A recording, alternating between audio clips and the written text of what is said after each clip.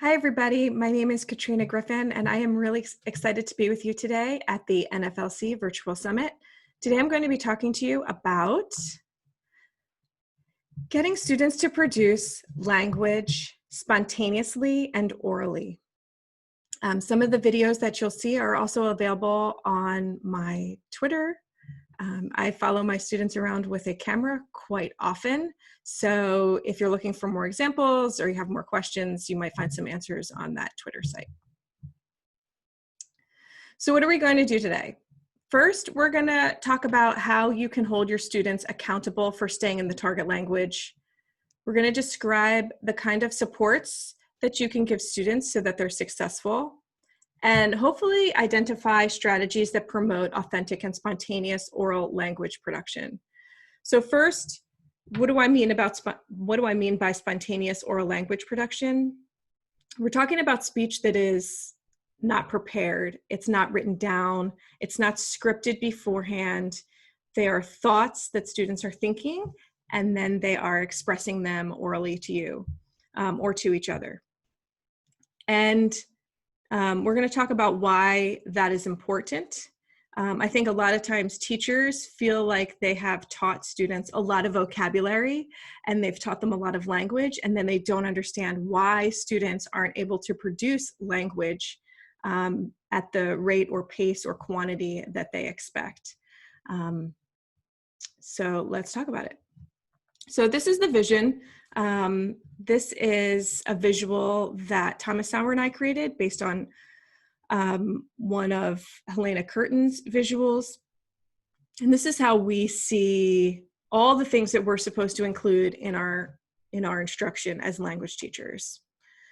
So we've got our national standards, your state, local standards, whatever it is that people are asking you to do at those levels. And then the other letters, NM, NH, intermediate, you're looking at the novice levels, the intermediate levels, and the advanced levels of proficiency. So you're always targeting those in your language instruction.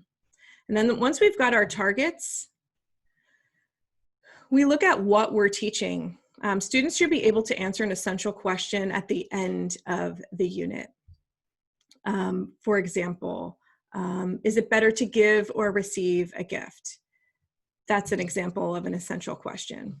And those can be part of any number of thematic units. The ones that you see here are AP units because that's what I work with personally, and my school is an AP school. And then once we've got that larger context, we want to break it down to our individual learning targets and our lesson plans. Is it a mode? And today, like I said, we're going to focus on interpersonal speaking, getting students to talk to each other, to talk to us. Can be very challenging if it's not something that students are used to. We're going to talk about why it's important. So yes, we want our students to speak interpersonally, but why? One of the things that I noticed as a teacher is that, next year is my 20th year in the classroom, and a lot of the kids that I teach don't go on to keep learning a language. So I had to ask myself, what am I doing for these students right now that is going to help them be a better student, whether they continue with the language or not? Some may continue, some may not know that they're going to continue, and they will. But a lot of my students live right in the moment, which is really nice. I'd like to be able to do that sometimes too. So they want to know, why is this valuable to me now? They don't care about the brochure that has the top 10 reasons why I should learn a foreign language. They're not, they might change what they want to do later in life. And, you might tell them you could use it for a job and there's all these opportunities, but we're talking about kids. So what is it doing for me right now? So I'm going to talk to you about why this is important in a larger context. If you want them to remember anything that you're teaching, the research says you have to get them talking. So I want my students to be better learners overall. I would love for them to continue learning German, French, Spanish, whatever it is, Arabic, Russian, but the truth is they may or may not. So I want to focus on right now. And I want them to remember everything. I don't want them to teach one thing and then they've forgotten it and I have to keep reteaching. So how are we going to anchor the things that we're teaching into their long-term memory? So we've got this 10 by 2 processing rule. And this is by Costa. It was also done by Long and Swain and researched by them in 1996. And what this says is that for every 10 minutes of input, so this could be direct instruction, reading, viewing, listening, whatever input you're giving them, students need 2 minutes to process their learning. So for every 10-minute chunk of information, students need 2 minutes to talk about it, share with a partner, compare notes, some kind of oral back and forth so that they can make sure that they understood what was going on. Okay, so this is really great for those of you who maybe need another check for understanding. How do I know that my students are learning what I'm teaching? You've got your 10 by 2 processing rule. So it can be as easy as a turn and talk, that they have a shoulder partner or a classroom partner and they just turn to them and talk. And it's a great way for you to see what's really getting into their brains because the students are doing all the work. You're able to walk around and listen in and see like, oh, okay, well, this student definitely gets it. I can tell because they're teaching this student. This student might be struggling. These students seem fine. These students are totally lost. And I can do a quick check and listen in. It also helps my students know where they are in the process because if they have to talk about it, then it's going to be really evident to them what they do and do not understand. Then we have input and processing. So the way that the brain works is that students have to chew on new learning in order to retain it. And like I said, the goal is that students are anchoring learning into their long-term memory. And it doesn't happen the first time you do it. You need many, many, many encounters with information in order to move this information into your long-term memory. And one of the ways that you do that is chewing on the information. David Sousa has written many great books if you're interested in more on this sort of brain-based research. But this sort of puts into context why interpersonal speaking is so important and why the spontaneous aspect, the part where students are going to make their thinking visible to you, is so important. So yes, we want them to be able to speak, and this is why we want them to be able to do it. So if you want them to speak in the target language, you have to hold them accountable. It makes sense. You probably need lots of different ways to do this because students, if you use one way over and over again, they might get bored. But the first thing that I noticed for me was that I had to have the accountability for myself to hold myself accountable for speaking the foreign language, or I'm sorry, the world language. But once I became comfortable, then I was a little stumped as how to get them to speak the target language. So I happened to go to Concordia Language Villages one year, and they had these great tags at the German school called Sprachmeister tags. And they were magical. It's like Pavlov's dog. You put this little tag on the kid, and then magically they switch to the target language. At Concordia, they use them because the students, when they're there at that camp all day and they're speaking the target language, the Sprachmeister is an indicator to everyone that they are trying to stay in the target language. We use them in class, mostly in the upper levels when we sort of have gone off the rails, and I find that I'm not speaking as much target language as I feel like I should speak. Maybe they aren't speaking as much. So we put them on, and students will say like, no, no, no, no, no, 9999, as if I put it on them or if they're putting it on. It really works. I don't know why it works. They're pretty cheap. It's just a piece of paper on a string. Sometimes the kids in the lower levels want to use them because they want to challenge themselves, and that's fine too.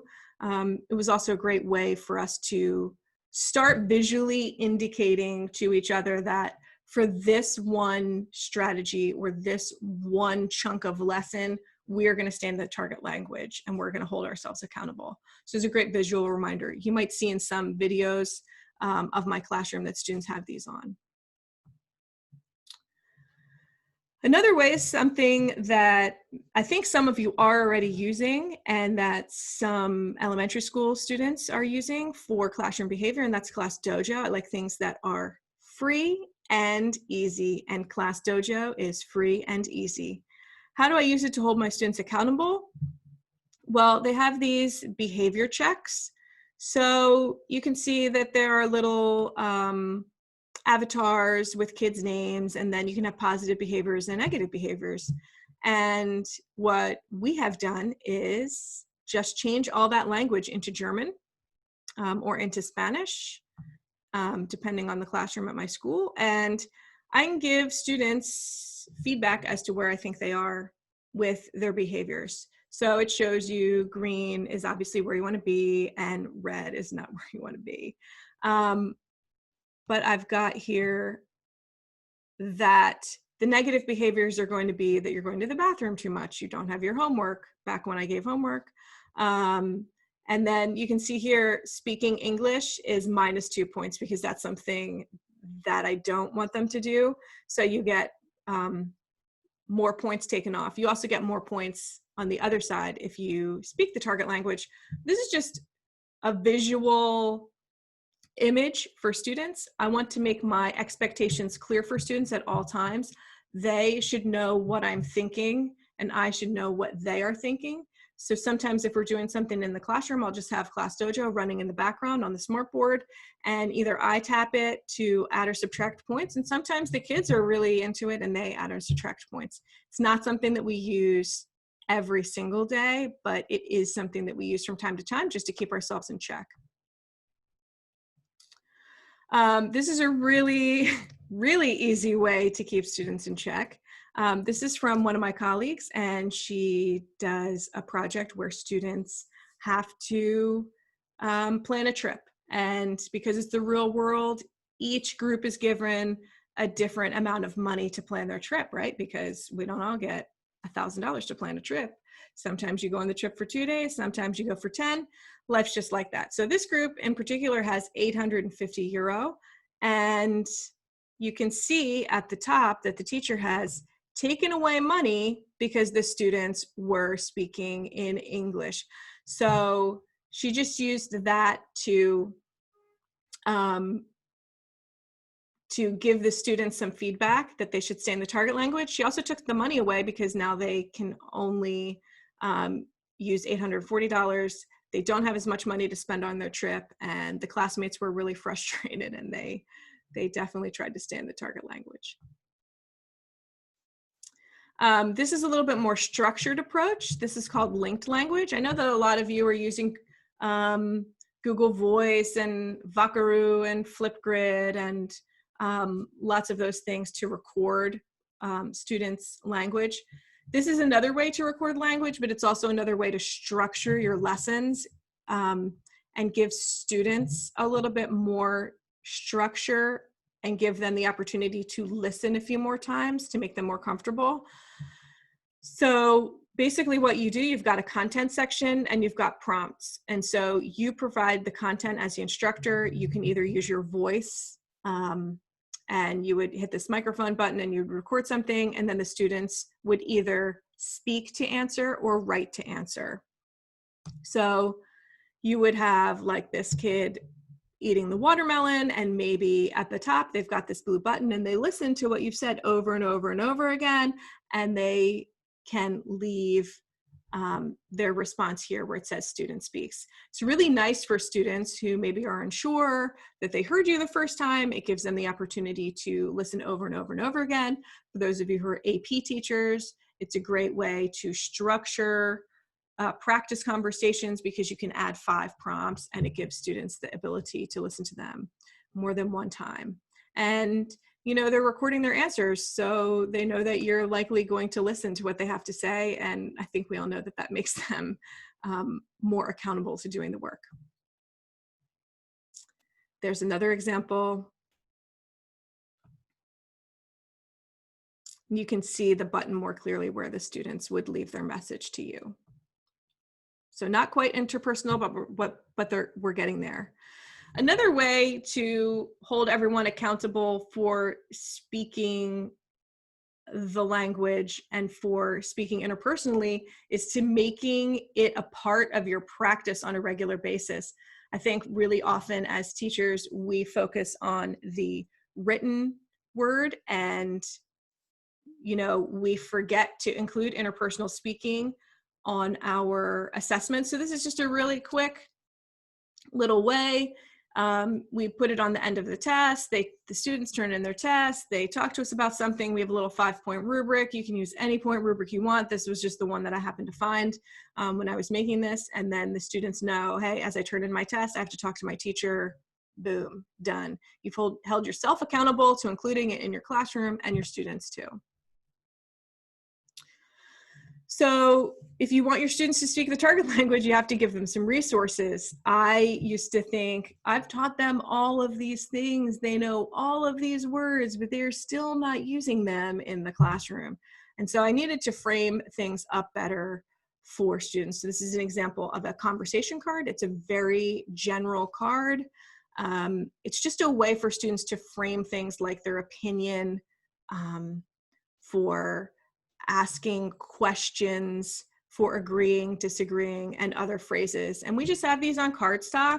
We used to laminate everything, but we change our resources so frequently that we just print on cardstock, we put them in a sheet protector, they're in the front of the classroom.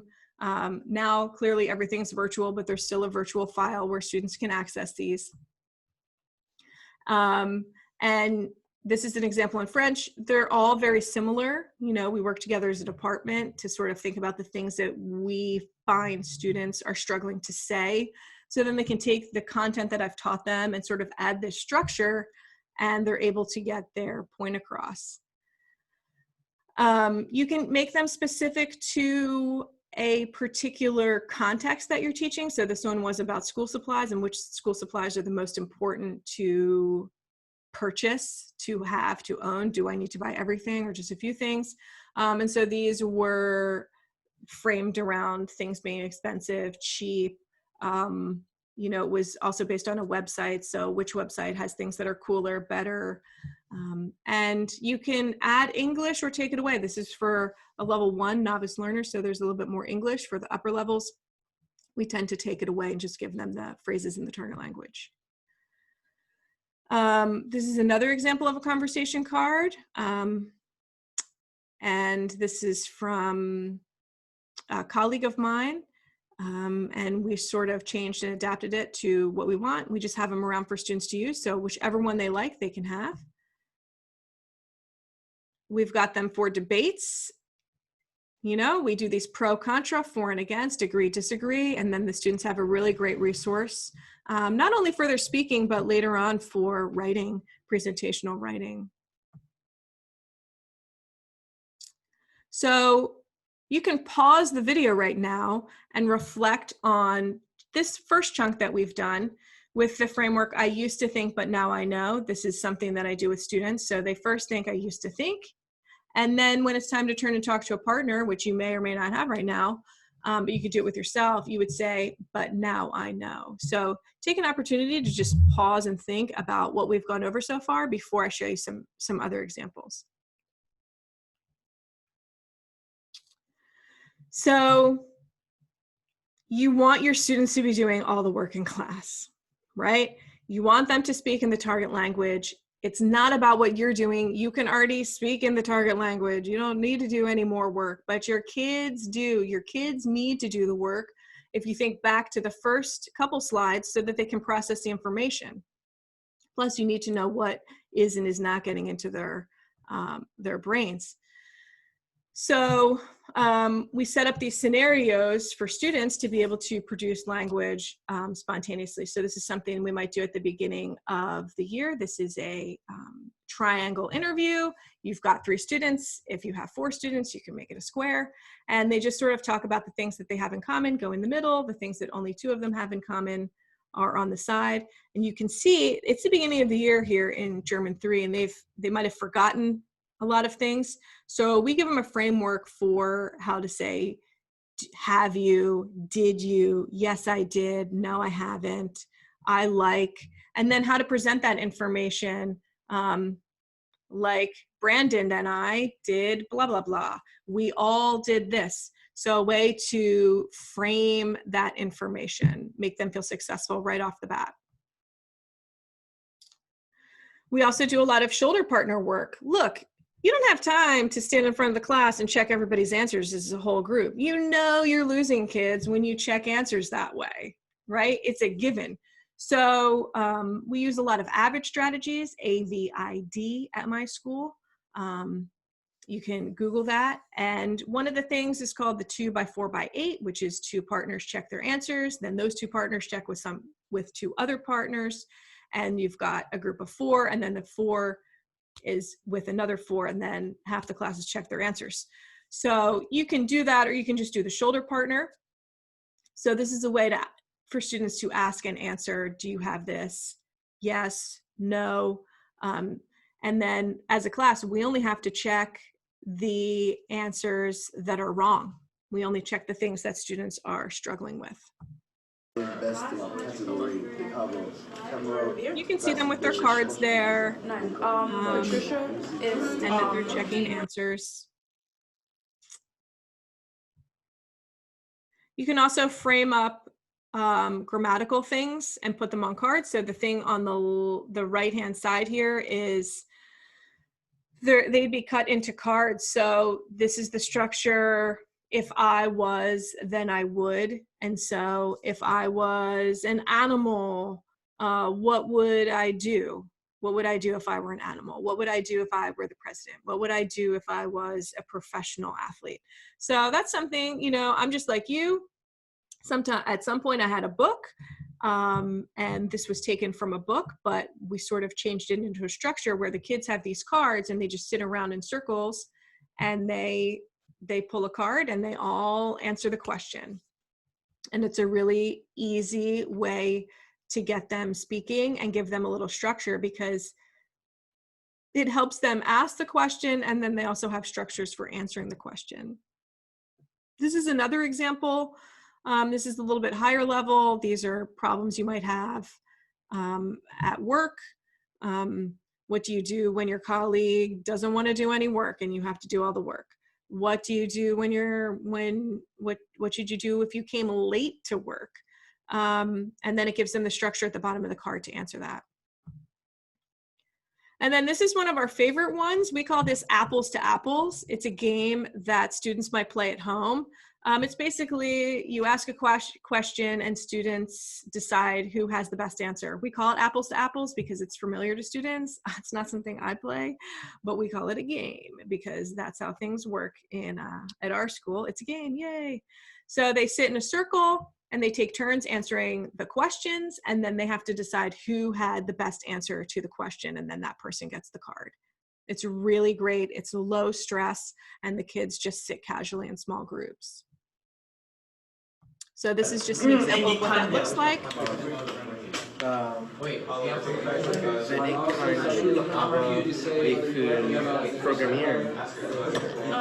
wann ich keine Schule, ich will ausschlafen. The one student says they like the program, one student says they like Okay, aber kannst du schlafen? Ja, ich schlafe und arbeite. Wann? Wann du arbeitest du schlafst in die Morgen und du arbeitest in die Tag. Aber schlafen. So it started with that original question, and then the students continued on. This is something that we do in level 1, this or that. You can do it with a PowerPoint slide or a Google slide or some sort of slide, or without. But students have to pick a side. You give them 2 choices, and they have to go to one side or the other side. We use this in German 1 quite frequently. So they choose a side, and then they have to say why they picked that side. So the candy side all talks to the candy people, the fry side all talks to the fry side, and then we share out. So they're talking to each other first about why they're on that side, and then they share out as a group, you know, to take turns. So here's some examples. If we were going to do a workshop together, you and me, you might see these: dog or cat. These are geared for teachers. Sleep or exercise. For some people, this is a really easy answer. Some people, it's a struggle. And then coffee or tea. So clearly, you can gear these towards the context that you're teaching, towards students, to whatever it is that you want. Maybe you have a day where half your class isn't there. You can throw this up and you've still got a lesson. These are some of the cards that we give students as a resource in order to help keep them in the target language. So the card on the left is from German 1. It says things like I like, I can, I find, it's better than, because, there is, there are. So structures that I'd like them to learn. And then the other one is German 1 towards the end of the year, and it's got a little bit more language for students to use. So you could reflect on what kind of language students are using for this particular strategy with this or that, or all of these strategies. You know, they're largely sharing their opinion and what they think, and they're checking for understanding, and they're building community with each other because they're seeing what the other kids like and don't like and what they're interested in. So especially in German 1, where maybe at the end of the year, I wasn't sure that I knew these kids. I didn't really know a lot about them. I'm able to know a lot more about them. And then I used to think that students wouldn't be able to have a conversation by the end of level 1. And now I know that very early on, students are able to use the target language to talk to one another. The final thing that I'm going to show you as a strategy is PowerPoint karaoke. So basically, for PowerPoint karaoke, you've got a PowerPoint that you've created. It's got a bunch of pictures that you thought were funny and just ended up in some file that you don't know what to do with, but you really like them, so you saved them. I know you've got that file. And you basically just have students come up and give a presentation on a topic at random. So I'm just going to show you an example to give you a feel. Again, if we were in a workshop, one of you would be doing this. So this one is health and wellness. Oh, we'll go back. This one is health and wellness. And so students would come up and say, today I'm going to give a presentation on health and wellness. And then they'd see these series of pictures. And they'd have to talk about them and talk all about health and wellness. And they don't know what's coming. They've never seen anything before. It's very spontaneous, and they just have to keep going. So it's just like many of the assessments that students take, where the bell rings and they just have to start talking about something. And then we've got in conclusion. So they're really quick to make, and they're really fun to do. Some students love to do them by themselves. The expectation in my class is that everybody will do it. Sometimes they have a partner, and sometimes they'll go up together to the board and they'll do it together. Sometimes only a few kids go. We rarely have it as a whole class lesson. It's just more of a couple kids here and a couple kids there as we go through our units. And what's the purpose of that? I just want students to talk. I don't care if it's right all the time. I just want them to be able to talk about whatever it is that comes up spontaneously. You know, don't worry about all of the things being right and wrong. The beauty of doing this in my classes has been that you know, if you're just watching another student, you're much more relaxed. And so the students who are in the audience tend to throw out words for the students or throw out expressions and help each other. But it's a great way to get students just talking about things, especially when we move into the upper levels. You're talking about really complex things, maybe about migration and the beauty of how art and beauty and language influence society. You've forgotten about really simple things like, what do I like to eat? What do I like to do? Who's in my family and what does our family like to do? And it's nice to be able to, at the upper levels where they have all that language, to move back down and still talk about those things. And then we've got the ultimate goal here, which is while students are working on anything, even without you, that they stay in the target language. So even if it's not a really structured event, I want my students, when they're working with each other, to stay in the target language. And this is an example from a level 3 German class. And I'm noticing that students are able to stay in the target language more because of the more structured things that we've done over the course of the semester. So this is them just working on something called headlines. Whoa.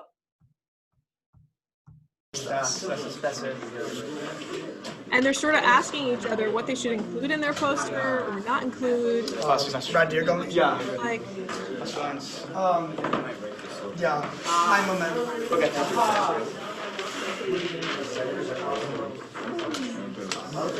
I'm fine, Radio. Aber es ist ein Radio.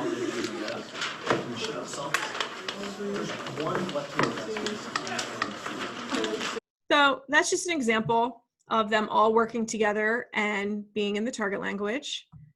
Thanks for coming to my presentation. I hope that we have given you something to talk about with each other and also your students.